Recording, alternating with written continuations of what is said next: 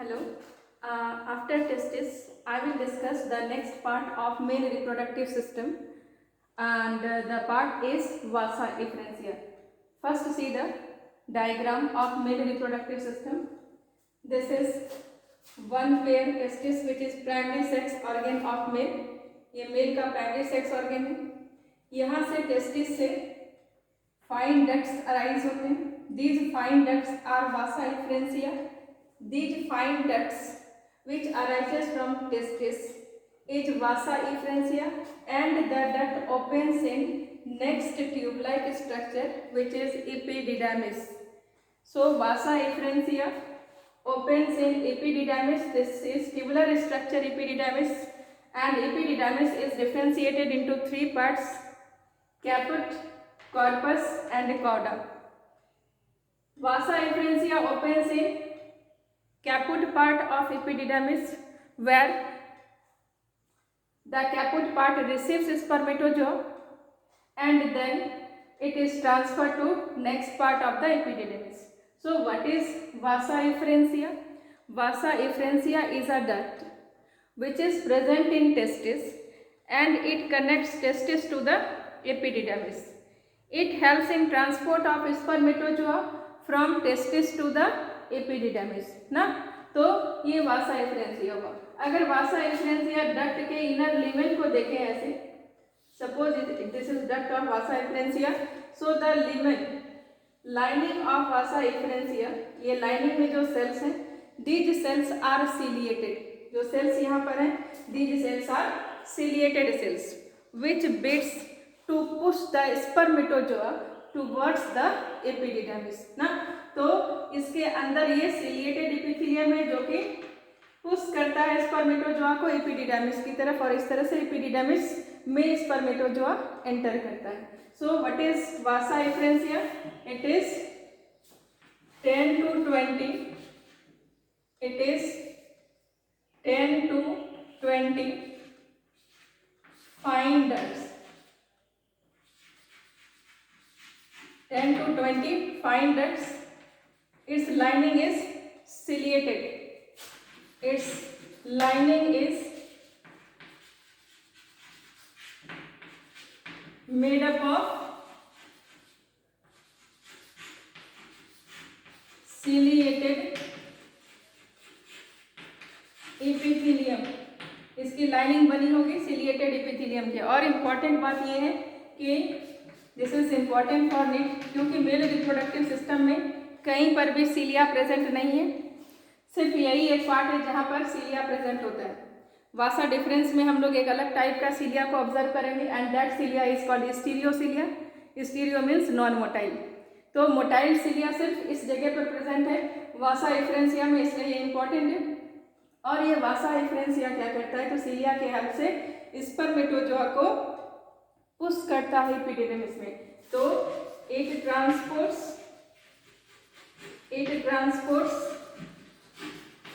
spermatozoa.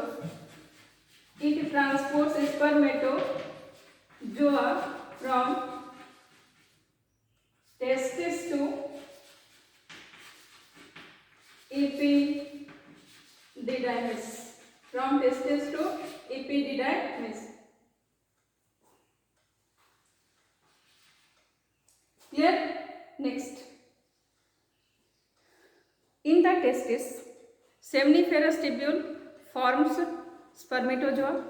This spermatozoa now enters in a tubular system, that is tubuli recti.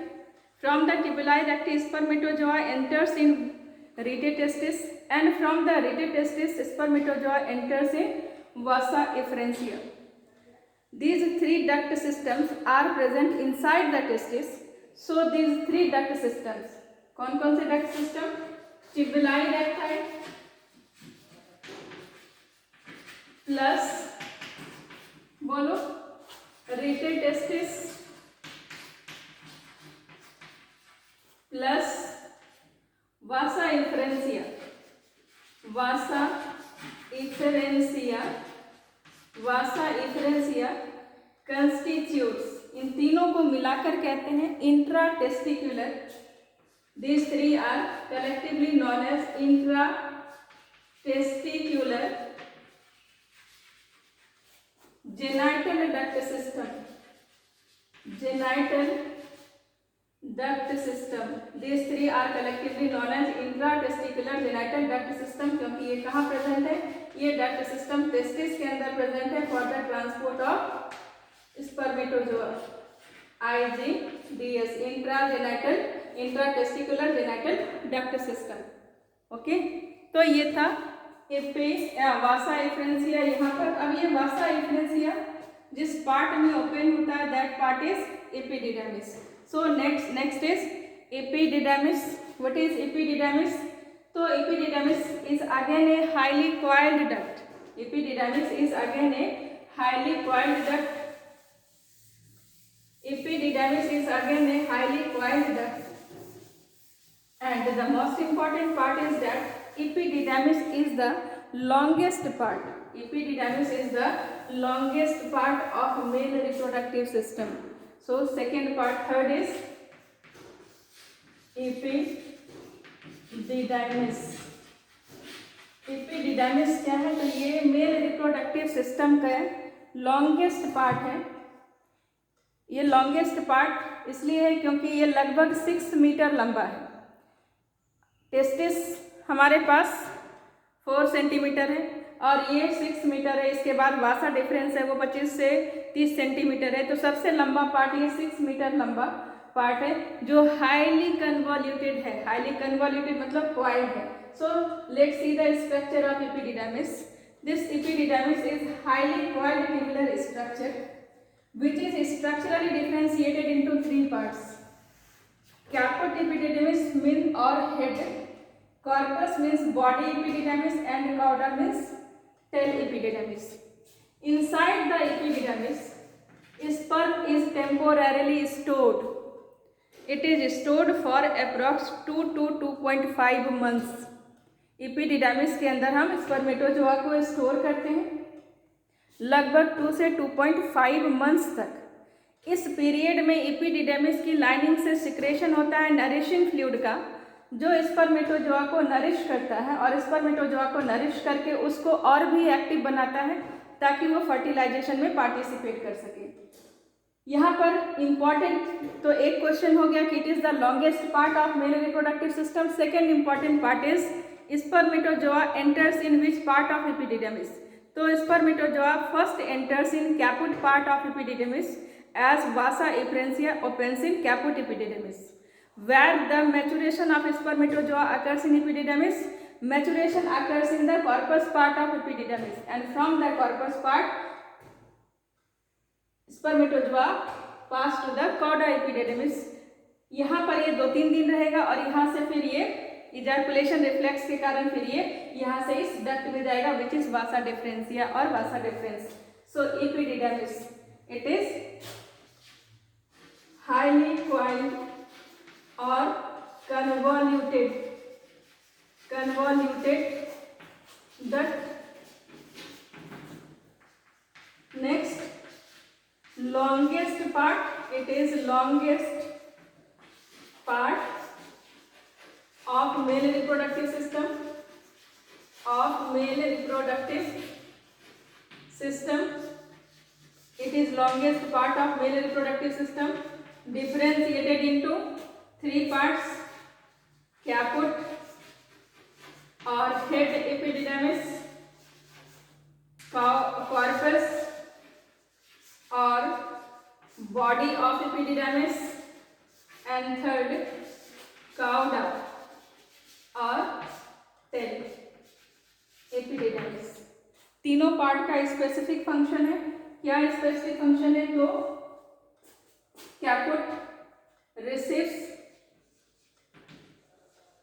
Spermatozoa. किससे spermatozoa को ये receive करेगा? Vasa efferentia opens in caput epididymis. Corpus helps in maturation of spermatozoa, helps in maturation of spermatozoa, and cauda क्या करता है? तो फिर से फाइनली मैच्योर्ड स्पर्मेटोजोआ को रिसीव करता है और यहाँ पर स्पर्मेटोजोआ 2 to 3 डेज तक रहता है। Receives mature spermatozoa mature spermatozoa, किससे? कॉर्पस से, और 2 to 3 डेज के बाद ये डिलीवर कर देता है उसको कहाँ पर? वासा डिफरेंस में। एपिडिडाइमिस टोटल हमारे पास स्पर्मेटोजोआ को स्टोर करके रखता है 2 to 2.5 मंथ्स तक, और इस पीरियड में स्पर्मेटोजोआ का मैचुरेशन होता है ताकि वो फर्टिलाइजेशन के प्रोसेस को सक्सेसफुली कर सके। This is epididymis. Now the next part is vasa deferens. This one is vasa deferens, vasa deferentia. One thing important, we have to note that testis and epididymis is collectively called, ये भी NEET का important question है। Testis और epididymis को collectively कहते हैं testicle. तो testis plus epididymis is collectively known as testicle. Important for NET. So the function of epididymis is clear. Important terms are clear. Longest part is epididymis. Testis plus epididymis is testicle. Caput receives corpus, helps in maturation, and chorda temporarily stores for 2 to 3 days, and then it delivers the spermatozoa to the next part of male reproductive system, and the next part is vasa deferens. Next is vasa deferens. Vasa deferens.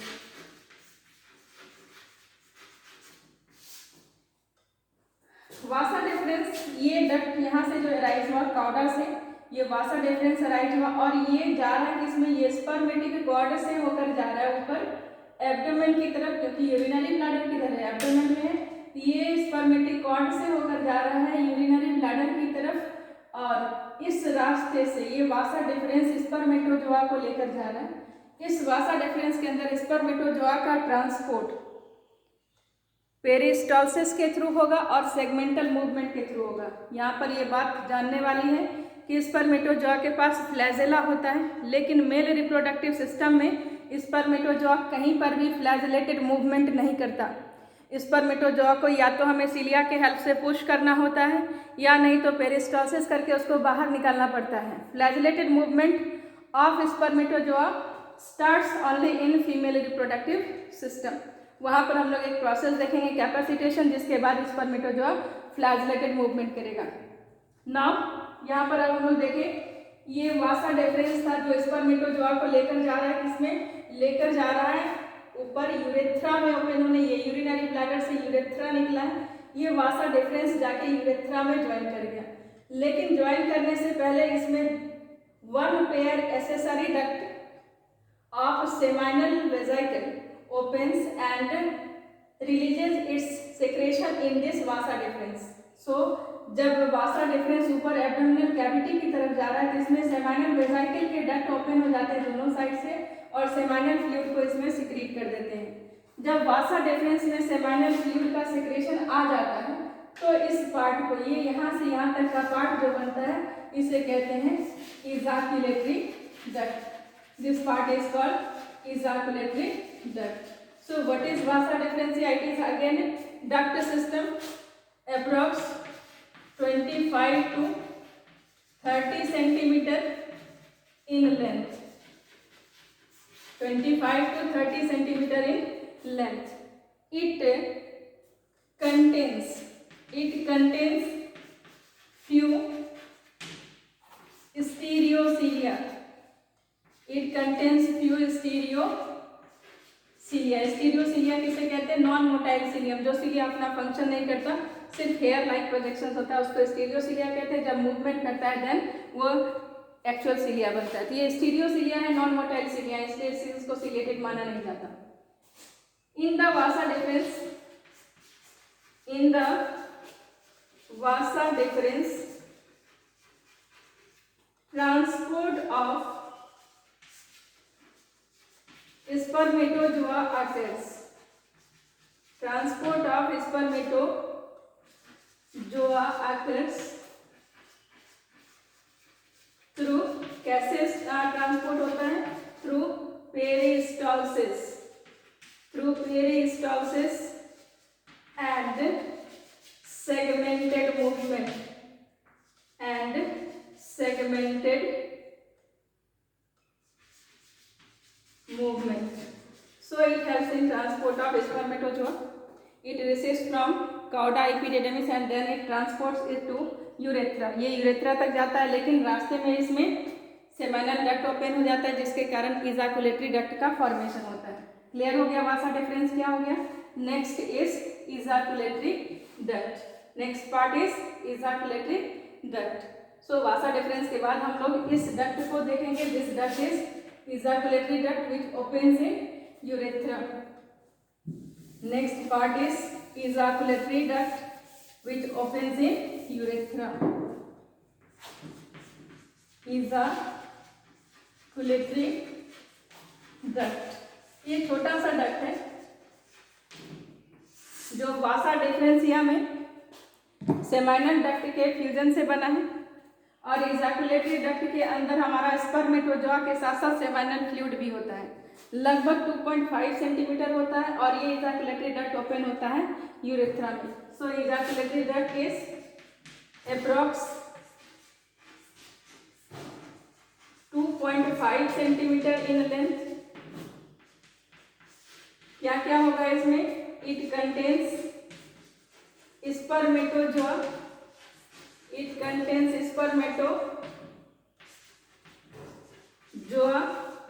and secretion of seminal vesicle and secretion of seminal vesicle and secretion of seminal vesicle. It opens in urethra. It opens in urethra. It opens in urethra. Okay.